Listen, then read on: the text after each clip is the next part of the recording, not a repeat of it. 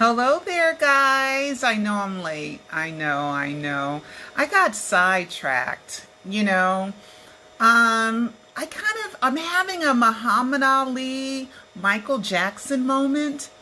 And the reason why I'm having this moment is because you never saw those two people you never saw Muhammad Ali at his prime because he had to deal with him being drafted and him saying that he was not going to go to war against people that never did anything to him or never called him the N-word. And then I think about Michael Jackson, and I think about from 92 on, okay?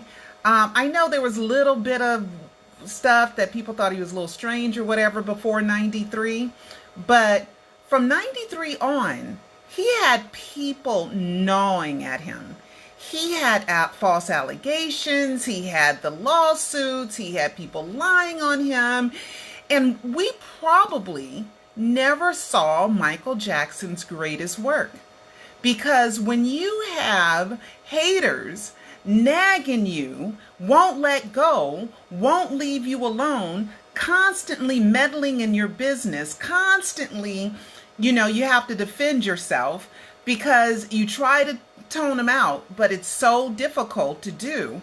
So I don't think we ever saw Michael's greatness, because from 93 on, it was full of just the BS. Like, I love the song, I always work out to the song This Time Around, which is about the stuff that he went through and the false allegations and all the problems that he had. So that's why I'm a little bit late, is because of the haters won't leave me alone, for Jesus Christ's sake. Gee wizard, my goodness. Wow. I can't believe that me, little old me, is so important to people that I don't even know. I don't know them. And they don't know me. If you don't believe Peter Medani is Bobby Anderson, fine. Move on. You didn't have the relationship that I had with him. Okay? You had your own whatever. Okay? Now, everything that I put in my documentaries is based 100% on facts. Everything that I do in my documentaries, in my Alive trilogy of Michael Jackson documentaries, is factual. Show you proof of everything. Okay? And if you don't agree with something, fine. But do you have to stalk me for 6 years? I mean, gosh, I've been doing death hoax videos since 2010 and having problems with a certain person who has nothing else in her life, apparently, but to just kind of bother me. I mean, I'm a little bit honored in a way, in a weird kind of yucky way, like creepy way, that somebody thinks I'm that important and what I say is that important, where they gotta, just badmouth me every day. Every day. I'm that important. That important. Anyway, so I had to try to defend myself, okay? And I will continue to defend myself. And if they really want to take me off my game of defending Michael Jackson and bringing to you guys proof, evidence, and clues the King of Pop is not dead, then I'm gonna be just like I'm dedicated to Michael. I'm gonna be dedicated to suing them because they have lied and defamed me to the point of ridiculousness. Okay, so anyway, that's why I'm late, because I had to defend myself on Twitter. So anyway, I had to close down an account. There was an account that was like PEAR, instead of L, they put a IJR. And it was my exact account. So I had to, file a complaint against that and get that taken down. My goodness, I guess I'm getting famous, because I'm sure this is what famous people go through. But am I going to have to get a blue check mark on my name? I would feel so important with a blue check mark. I don't think I'm there yet, though. But anyway, my YouTube channel has over 6.4 million views, and I thank every one of you guys. Okay, I did not get online to talk about the trash and the BS. I really didn't. I got on here to tell you guys a couple of things. Okay. It's really good now that Jermaine has spoken out. Okay, so on TMZ, I'm gonna turn the camera around, and he's upset about Quincy Jones too. Okay, this is TMZ, and this is Jermaine. Come on. Welcome to the one and only make you play. They're gonna make you where we've got all the drama. They're gonna make you listen to a commercial first. Oh, it had a butterfly on it. Did you guys see the butterfly? Okay. So as soon as this goes, I'll put the volume back up as soon as this comes here. But anyway, Jermaine is talking about Quincy Jones. And I'm not a paparazzi, so I don't, go to the airport and all that other stuff to get these things. But I really do admire the courage of paparazzis. Okay, here comes volume. Okay, here comes the volume. There's a big concert coming up, Quincy Jones at the O2 Arena in London. Originally, the title, it was all Michael's music, and the music he made with it. Originally, the title was Off the Wall, Bad, and Thriller, right? Like a journey through that. It's changed it to just, he took all references out, changed it to just the soundtrack of the 80s. And people are saying, like, he shouldn't have done that. Or some should have. I have a great love for Quincy Jones, and I'm just saying Quincy Jones. Quincy, you and Michael made history around the world. Do not change history. Keep it what it has always been and what it represents. Excellence at the highest level. That's what you and my brother achieved. Don't let anybody put in your head to change anything. It's what it is. My brother is innocent on all charges, always. Well, do you feel like, Okay, so that's enough. If you want to finish seeing the rest of it, you can. But I want to do some blast of the past clues from Jermaine that I have saved for you guys. Okay, because you guys know that I'm really a death hoax investigator. Well, I was really started off at the 2005 trial, and I hope you guys watched my documentary that Michael and Papa Joe approved called The Trial and Triumph of the King of Pop. That's on my YouTube channel. But anyway, so let's do, where is it? Oh man, I thought I had, I put it here. I put it somewhere else. Where is it? Oh, we're going to get to that. That's going to be fun. Okay, wait a minute. I know how to pull it up. Gosh, I hate when I do silly things.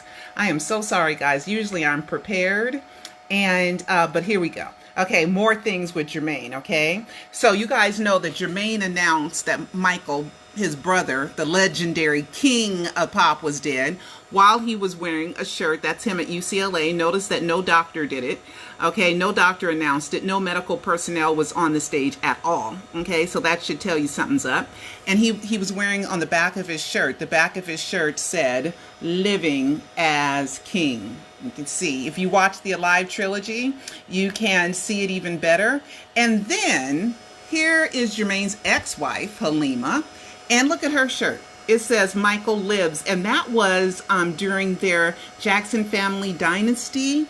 And this is not the same shirt, but Jackson family dynasty, a reality show. So just give you guys a few more family clues, and there's so much more. I swear there's so many more clues that you guys, it's just incredible. Okay, now we're gonna get to this. Okay, all right, we're gonna get to this. But I'm gonna leave this picture up, but I want to say, no, I'm gonna turn the camera around before I do that. I'm a little off my game today, and I'm sorry that I'm a little off my game today, but I want to say this, okay? It's very important. There has been 6 accusers of Michael Jackson, okay? I can name them, okay?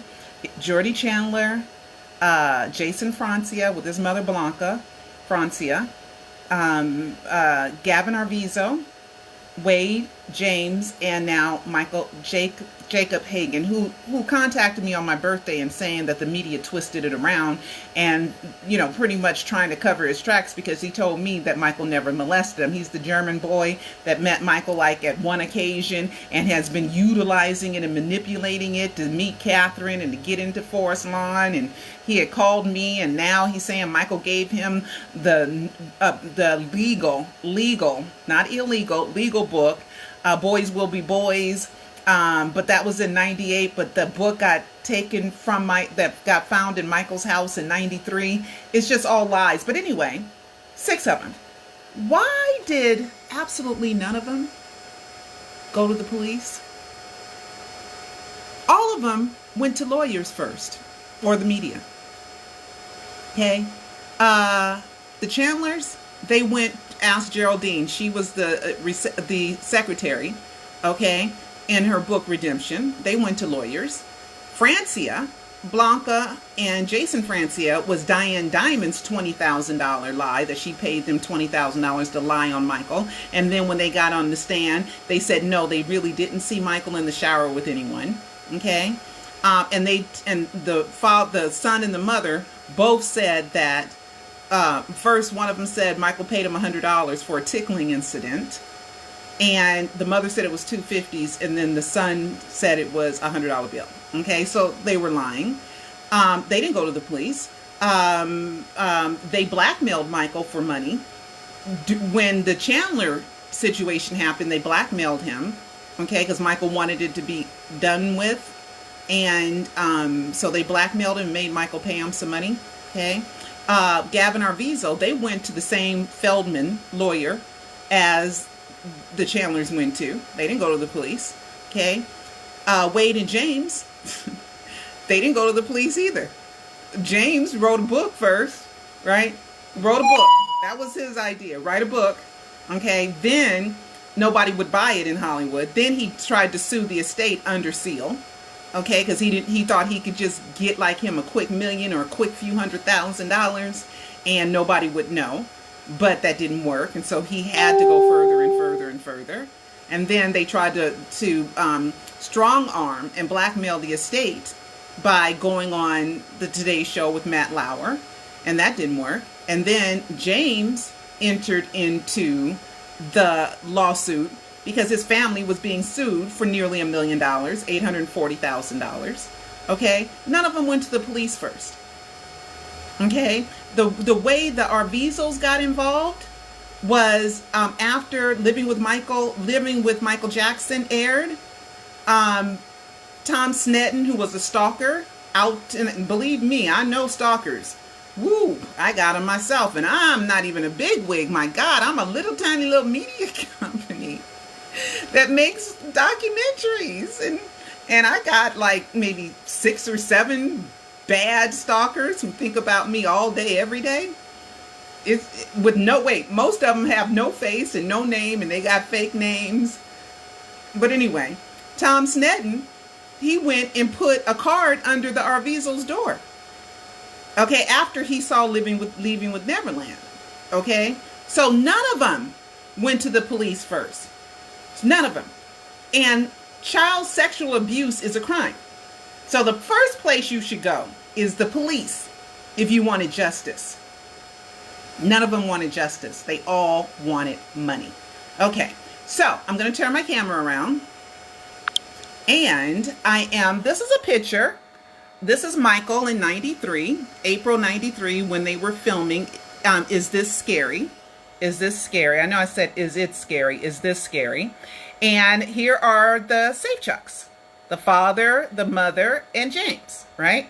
Now, we know with the child porno film, Leaving Neverland, that I've already detailed 60 lies. You guys can go to my YouTube channel and look at those videos. One's with 40 lies, one's with 50 lies, and I know I found 10 since then, okay? And you can watch them. So there was a mock wedding. James, it just went all overboard with his story. Michael bought Neverland for him when Michael put down the deposit in 87, and Michael hadn't even, according to him, hadn't even started to abuse him because he said Well, whatever. Okay. But Michael wanted to buy Neverland in 83. In 83, when he went to record the Say video with Paul McCartney. So that's another lie. But anyway, he said that they got married soon after they met, right? And there's paparazzi footage. We're going to get to this. Let me go back to the paparazzi footage. Here it is right here. Okay, this is the paparazzi footage of Michael. It is Michael. And this is supposed to be James Safechuck. We think it is. You can't make out who it is, but it's in Simi Valley. And the Safechucks are from Simi Valley. Shopping in a Zales jewelry store, apparently for rings. Okay, so let's see. Gift store that caught the shady disguise on hidden camera before he was stopped by security guards suspicious of his Look how little he is. mustache. Look how much littler he is, okay? It's probably about as cheap as you can get. It was kind of crooked. He had to keep straightening up. And okay, so anyway, so we see that, right? Okay, this is that was May 1989. The paparazzi footage. They met in December 1986.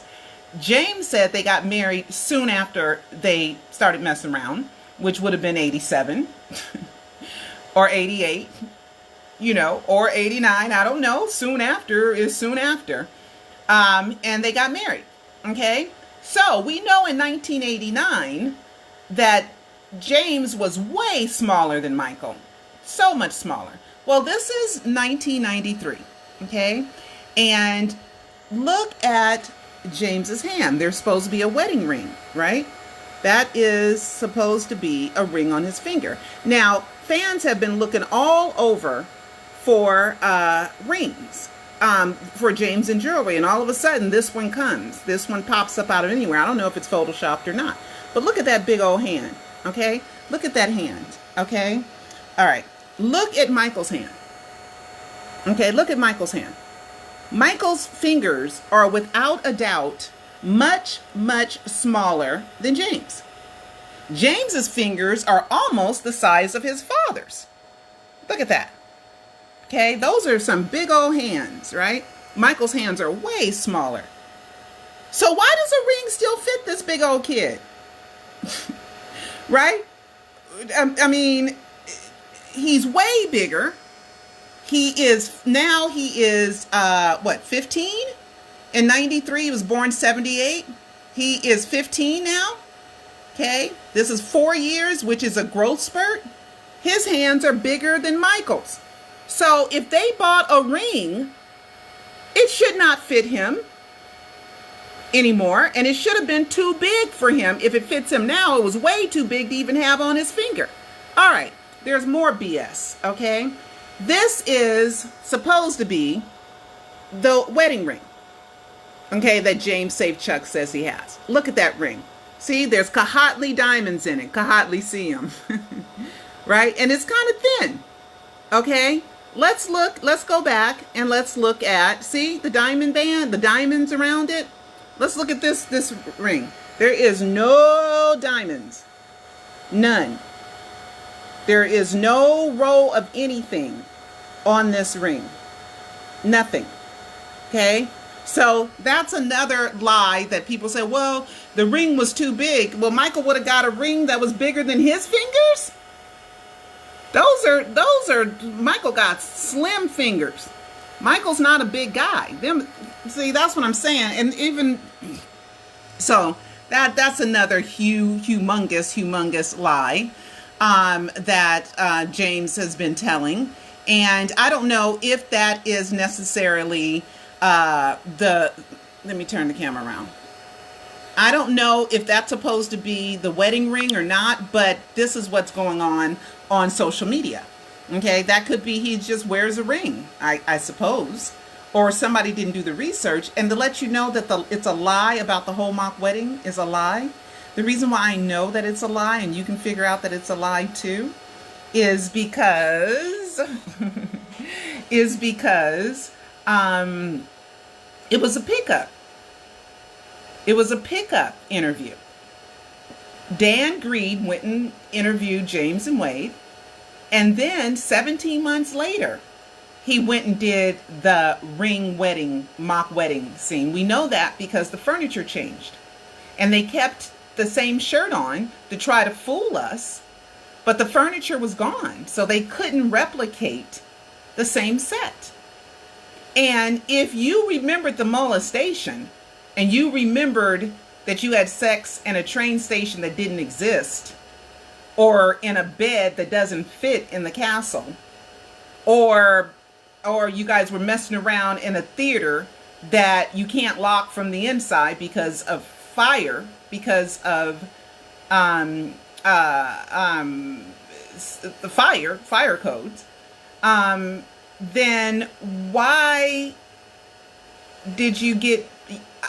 What I'm saying is that it's all lies. All of it is all made up. It's all lies. They didn't get married. 17 months later, they picked up the whole mock wedding thing. You would not forget the mock wedding. It is not like a year later you go, oh yeah, James, I forgot we got married. And I kept these rings for 30 years. And I just found them and it jarred my memory that we got married. I mean, that's something that you would not forget, okay, while you're telling the molestation story. So that's just more that adds to more of the BS. Mariah Carey, girl, put I'll Be There back in your set when you're singing. Michael didn't molest anybody, okay? Let's see. Oh, I got a picture for you guys I have to go over with you guys. Okay, let's see. Oh, where is it? Oh, here we go. Okay, let's discuss this. I'm gonna turn my camera around. You see this? This is the Jackson 5, and I think it's Randy because it's 6 children. It's 6 boys. I know that's Jermaine. I know that this is Michael. I know that this is Jackie. This looks like Marlon, and this is probably Tito, and that's probably Randy because he looks little. Okay, and that is somebody that probably works for Motown. Okay, this is what a bed represents to Michael. A place to do business, a place to rehearse. Look at Jermaine with the guitar. A place to have pillow fights, a place to sleep, a place where they had to share beds because there were just so many of them. So a bed was all kinds of things to Michael, and it did not mean that he was sleeping to have sex with kids. You just play, you rehearse, and you just fall asleep, and that's just that. Okay, so I just wanted to make sure that I brought that up because I released that picture not too long ago. Let's see. Tohme. Okay, Tohme. All right, so I got a couple of things. Okay, Tohme. Let me turn my camera around. Oh, no. Before I do that, let me get back to this. I'm sorry, I had this picture up. Let me just show you guys this picture. Hold on. Okay, here we go. Remember, I had told you guys, I'm going to turn the camera around. Okay. See? Somebody was looking for James wearing rings. So, look, I mean, this person really searched and couldn't find James wearing any rings. And then all of a sudden that picture comes, and I don't know if it's photoshopped or not. But I'm just saying, Okay, so I had that up, and I should have showed you that. But anyway, so let's get to Tohme. Okay, there's Tohme. Where is the picture of Michael? Here's Michael and Tohme. There's Michael and Tohme. Tohme is not a doctor at all. He is from, what country? I can't remember what country he's from. But anyway, he had befriended Michael and introduced Michael to Tom Barack, who helped Michael refinance Neverland. And in that refinance deal, Mr. Tom Barack of Colony Capital, he bought the loan for $23.5 million, which means Michael now owed the mortgage to Colony Capital, and gave him 12.5% equity in Neverland, which means Michael owned 87.5% of it. So if they sold it and they made $10 million, Michael would get 8.75 8.75 million, and Tom Barack would get the 12.5, 1.25 million. Okay, so I hope I did that math right. But he set up that deal. He also was around, I believe, when AEG, Randy Phillips, did the AEG deal, the This Is It deal. Okay, and maybe some other stuff. Well, anyway, he's been trying to get his commission from the Michael Jackson estate, saying they owe him 10 to 15% commission, which is a lot of money. Now, they're saying no, he doesn't, because Michael, at the time of his quote-unquote death announcement, he was the only owner in all of his entities. No one else owned anything at all, okay? Very clean. So that's another death hoax clue that Michael, and it's in the Alive trilogy, I go through that Michael was the only person that owned all his entities, all his companies. He was the only person in his corporations with ownership, 100% ownership.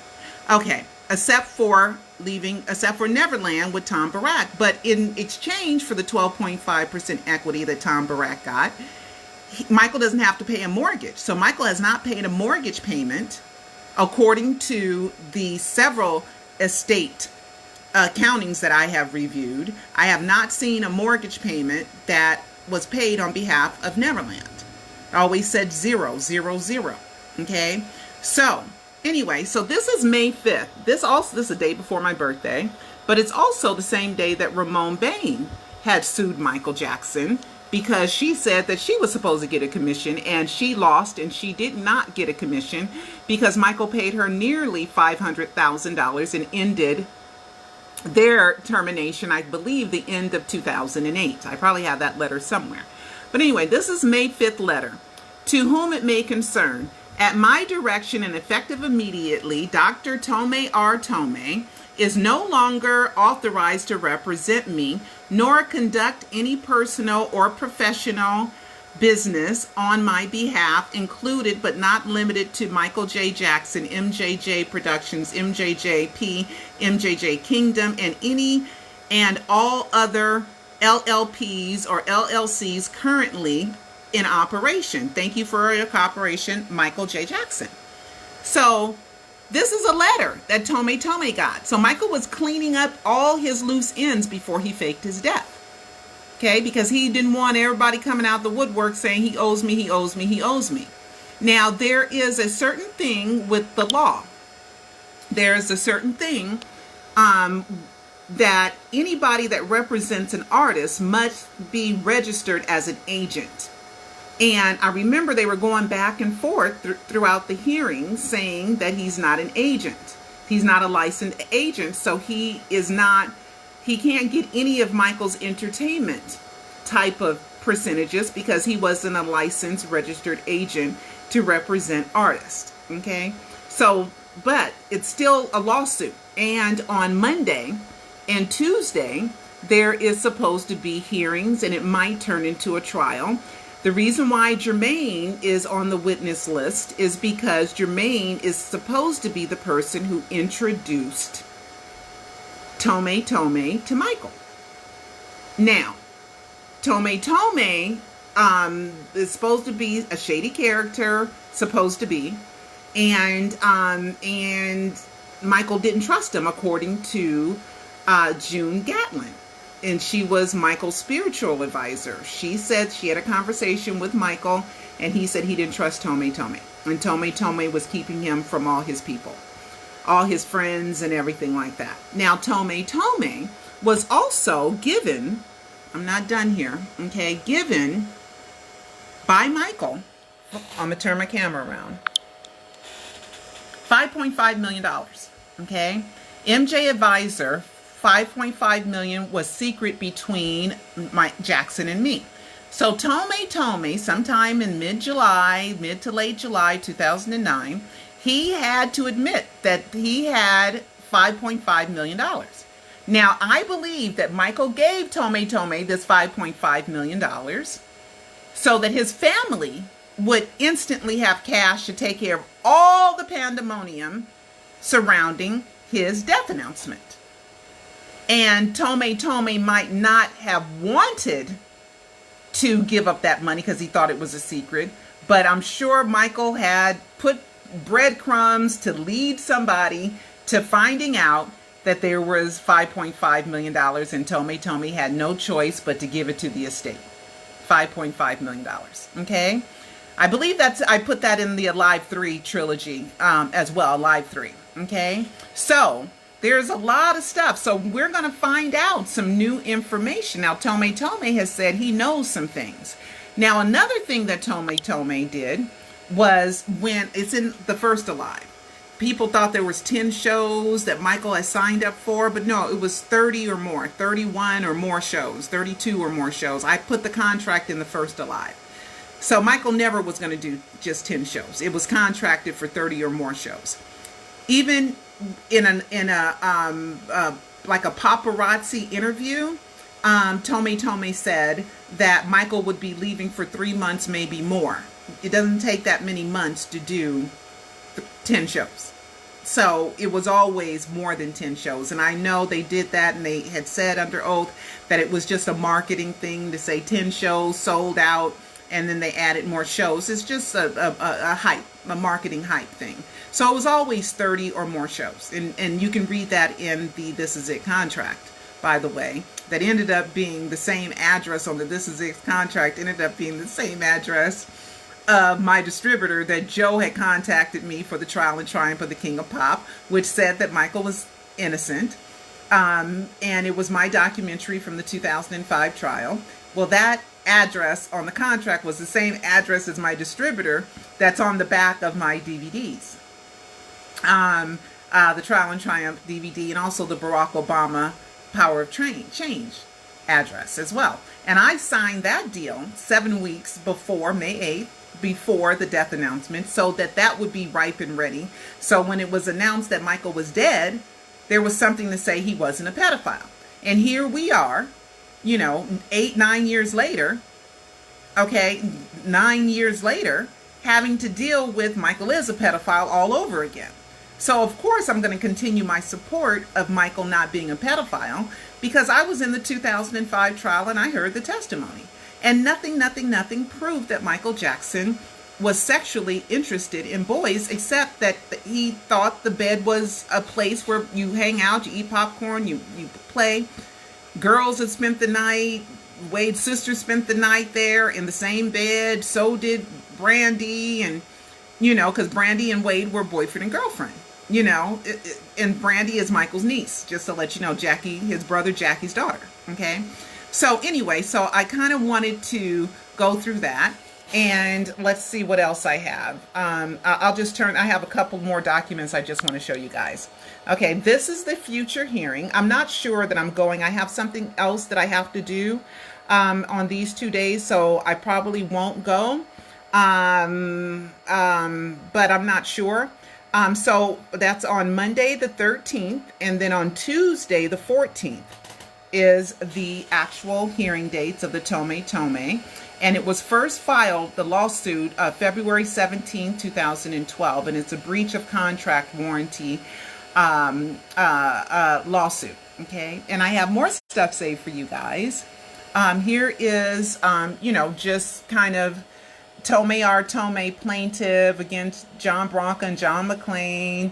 And this is an appeal of the Labor Commissioner's determination of petition.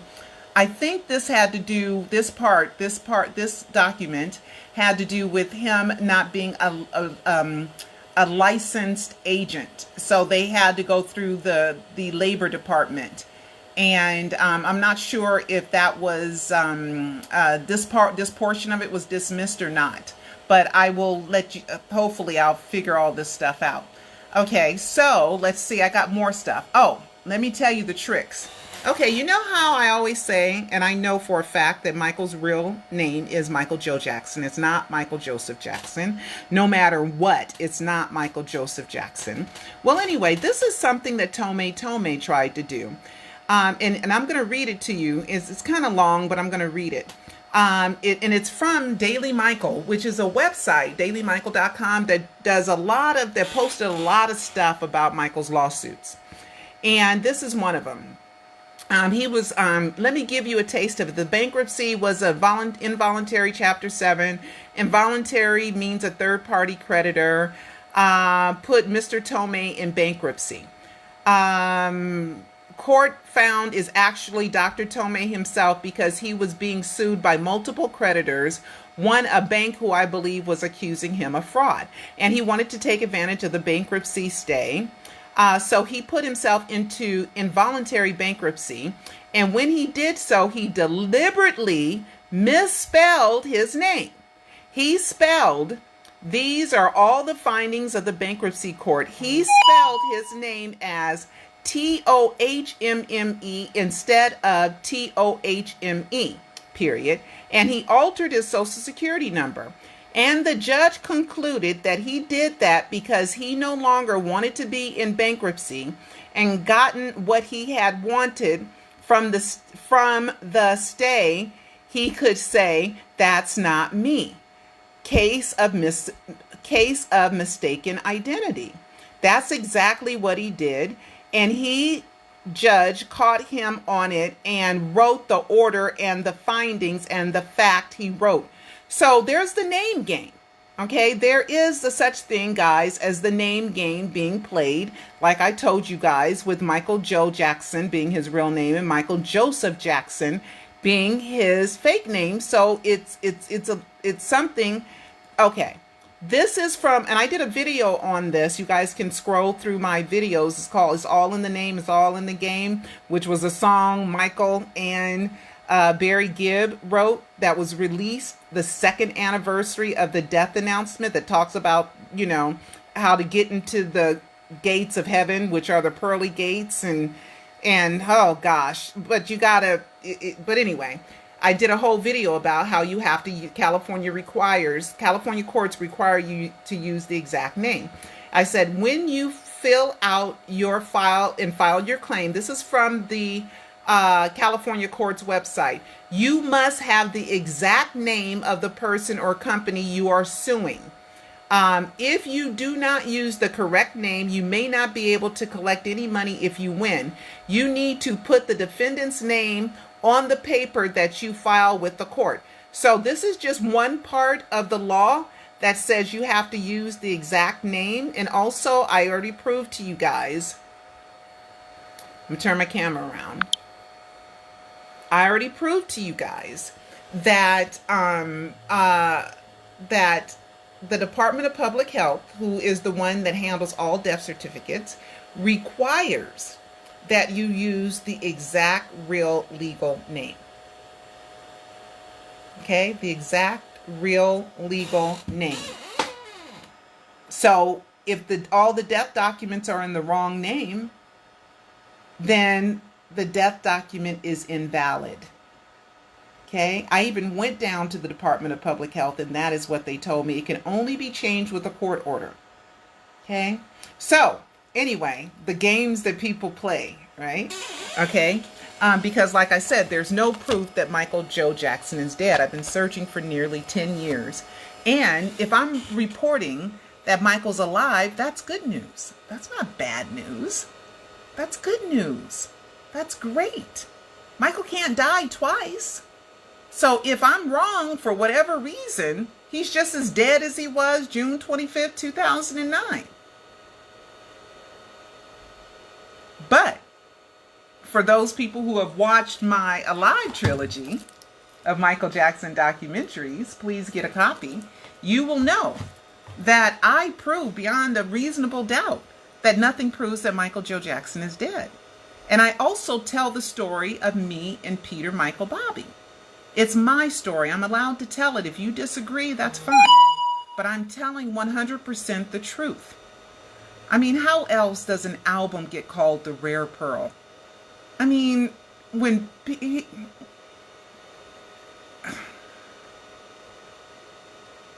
And then he first called me when that cartoon, A Rare Pearl, first aired, January 15th. Then the cartoon DVD came out the next year, January 15th. Those are not coincidences. When Peter, Michael, Bobby, and I were so close at that time, and I wrote him a letter, and I said, you know what you can do for me? You can put my name in a song. And this was before the death announcement. So there are, and there's 100 more reasons in Alive 3 why I believe that he's Michael Joe Jackson. You don't have to agree with me if you don't want to. It's not World War III. Okay? If you don't believe, that's fine. But this is my story. These are my facts that I am sharing with you. Okay?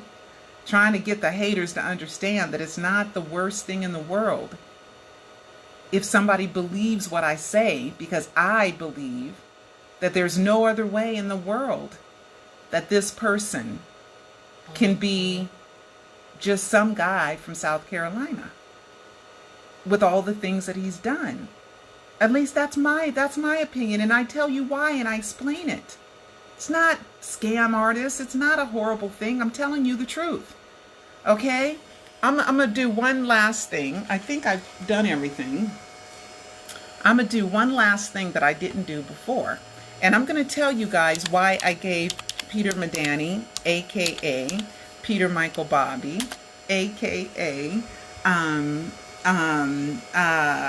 Peter Pan PYT, a.k.a. the Gloved One, a.k.a. the Greatest Milestone, why I gave him the time of day in the first place. Okay? I'm going to turn my camera around and I'm going to show you something. Okay? This is a website. It's called Follow Me. Okay? Follow Me. Follow.me. And you put in, and if you watch my videos, you will see that I've been saying that he opened his Twitter account June 24th, 2009, and he's playing with time zones. Okay? Which he knows because he traveled the world. If anybody knows how to play with time zones, it's him. Okay? This is his website. You saw it yourself. How did he do all the things that he did? Sounds like Michael has all the things that he has, and he joined Twitter the day before the death announcement at June 24th at 3:29 in the morning in Los Angeles, California. I mean, this was the first thing because I had been hearing that this guy named Peter Pan PYT, believe me, that name is not his anymore on Twitter. He is the Gloved_1. Okay? All that we know about him. And he joined Twitter the day before the death announcement. And 777 and Janet promoting the Peter Pan play, and him knowing that Peter Pan play was coming out months before it came out, and December 3rd, and Michael's birthday, 7 months, 7 weeks, 7 days. I mean, come on, guys. And so much more. The Price of Fame, and it's so good. It is so good. And I want to tell you guys something. No matter what happens, those things are a part of history, just like Jermaine said. Quincy and Michael are a part of history. Me and Peter, Michael, Bobby, that's a part of history. I have it recorded. I have it documented. And don't worry, maybe he wants to throw people off his scent. So if you want to throw people off the scent that you're not Michael, you're going to do things opposite of what Michael would do. That's Deception 101. That's not rocket science. Okay? Now, I know that he's safe, and I know that he can protect himself, and I know he's not a wanted criminal. Okay? So therefore, when I was first going to do a live 3, him and I had a wonderful conversation, and I told him, I said, okay, I'm going to tell the truth about me and you. Are you okay with it? You're gonna look like you're Michael Jackson. Are you okay with that? I asked him this. We were on the phone. I had this conversation with him. And you know what he did? He didn't really answer me, but then he gave me a gift. And I am going to show you guys what the gift is right now. Okay? Let me go to, let's see how I'm going to do this. And I'm going to show you the gift he gave me. that meant, yes, I support you. Okay? And he was so excited when it was going to come out. When Alive 3 was going to come out, he kept calling me all through the night. Is it up yet? Is it up yet? Is it up yet? Is it up yet? Is it up yet? You know, because it meant something to him because it was finished on our day, January 15th. Okay, so I'm going to show you guys this. Okay, this is what he gave me. Okay, I'm going to let the commercial play, but I'm going to show you guys what he gave me. Whoops. He gave me this, okay, as a surprise, as a gift. Okay, all right, here we go.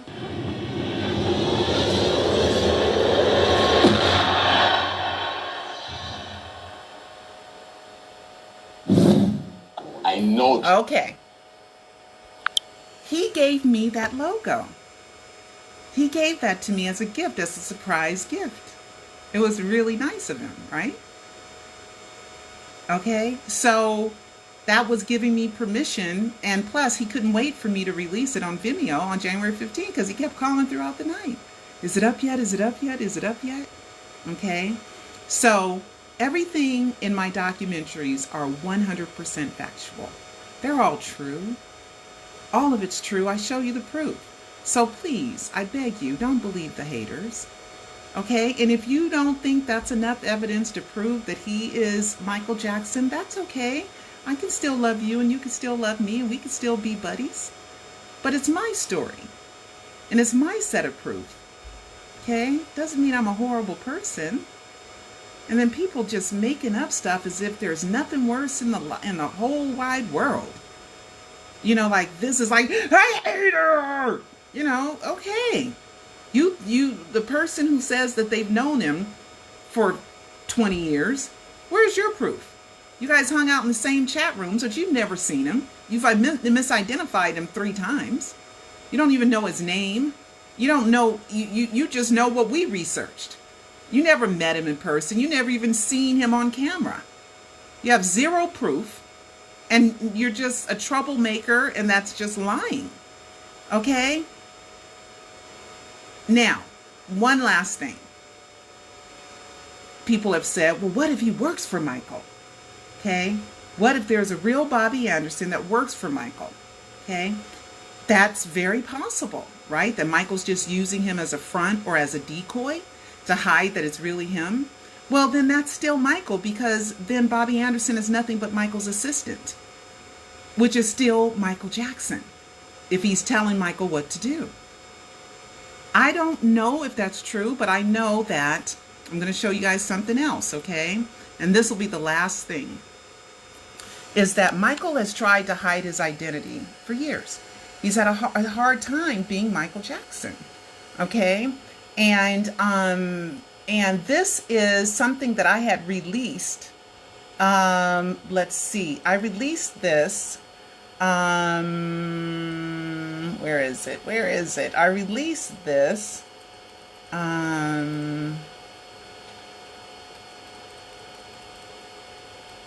A year ago. So I'm going to play this for you guys, okay? I'm going to turn my camera around. And I'm going to play this for you guys. And it's an audio of Michael. I disguise myself now, but now I can't. Okay. Listen. Wherever I go, I disguise myself now, but now I can't, especially, what's going on in the world. I would like to be able to go out in public and just be normal sometime without people recognizing who I am. Just to get a little bit of a feeling of what it's like to, be of the regular norm, to see how things are done, learn what people speak about when they're just casually talking. Because as soon as they see it's Michael Jackson, the conversation changes. It all becomes about me and not about the situation, the moment that's happening at the moment. I would learn a lot from that. I don't get to see that unless I disguise myself and put on a lot of things, and then they stare at me, then it's even different. It's not the same even then. So it's a difficult thing. Okay, so you guys know that Michael's had a hard time disguising himself. Okay? So if he's had a hard time disguising himself, and he's probably said that sometime in the 90s, maybe even the 80s, I don't know the date of that. So if he was going to fake his death, don't you know he would have prepared for that? He would have had the best disguise money can buy. He would have had a family. He would have created a character that had a whole family, just like writing a movie script. And Michael's an entertainer. Okay? When you write a movie script, you have your characters, right? And with each character, you do an analysis of who they are, how old they are, what they look like. They have brothers and sisters or whatever. So that's what Michael has done. And he's already found a way out of this. Okay? If he wants to. I know he has. This hoax is elaborate, but so is him disguising himself. So if you watch Alive 2 and Alive 3, I go over and I show you so many of his disguises, my God. It goes through the whole song Behind the Mask. That's how many disguises he had. Okay, and he's come and seen me in court twice. As Miss Jane Pittman. No. In court, once as just, once as an old man, and then another time with another guy at the IRS case. And then he came and saw me in Macy's as Miss Jane Pittman. And I go through all that stuff with you guys in the Alive trilogy. Okay, I don't know it at the time until he calls me and gives me clues that was him. Okay, I know afterwards, but it's safe for him to see me in the courthouse, because you're not allowed to take pictures in there. All right, so I just wanted to kind of go over some things with you guys. If I'm wrong about Peter Michael Bobby being Michael, it's not the end of the world. But I have real reasons why I believe what I believe that I showed to you. And I haven't told you guys everything. Maybe one day in Alive 4 I will. In Alive 4. I hope to do an Alive 4 one day. Well, you guys, I think I've told you all there is to tell you. And I will see you next time.